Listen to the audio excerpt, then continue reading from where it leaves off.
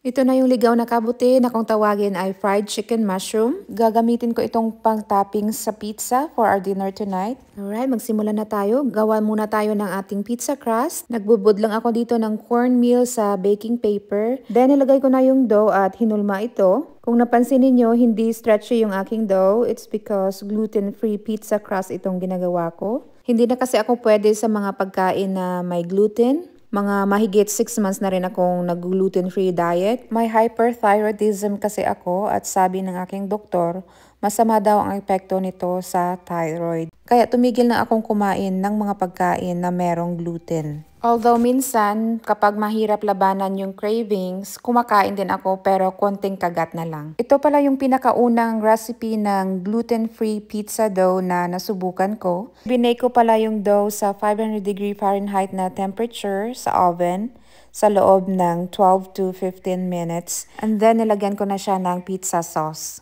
Maglagay na tayo ng mga toppings. Ito na pala yung mga ligaw na kabuti na nakuha ko last year na binanch ko at nilagay sa freezer para may magamit ako anytime. Then naglagay na rin ako dito ng pinya, ng bawang, sibuyas at saka olives. And lastly, binudburan ko na ito ng napakaraming cheese. After nyan, binalik ko ito sa oven for 7 minutes. Habang nasa oven pa yung pizza, nagluluto na rin ako dito ng tomato soup. Tapos may sobra akong tomato sauce, kaya nilagay ko na lang siya dito. And then naghiwa ako ng pickled na jalapenos para medyo maanghang yung ating soup. At binudburan ko ito ng dried basil para mas lalo itong sumarap. Box tomato soup lang pala itong ginamit ko.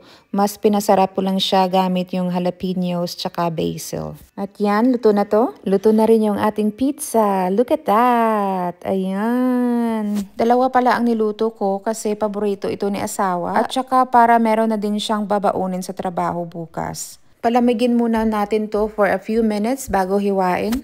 Magsandok na tayo ng ating tomato soup. Ang sarap nitong ipares sa kahit na anong tinapay. Alright, hiwain na natin yung ating pizza. Tingnan nyo, ang sarap. So this plate is for me. 3 slices lang yung kinuha ko. Maliliit lang naman kasi yung slices ng pizza na to. And ipares natin siya sa ating tomato soup. Perfect combination talaga. Yan lang. Bye! Later, alligator.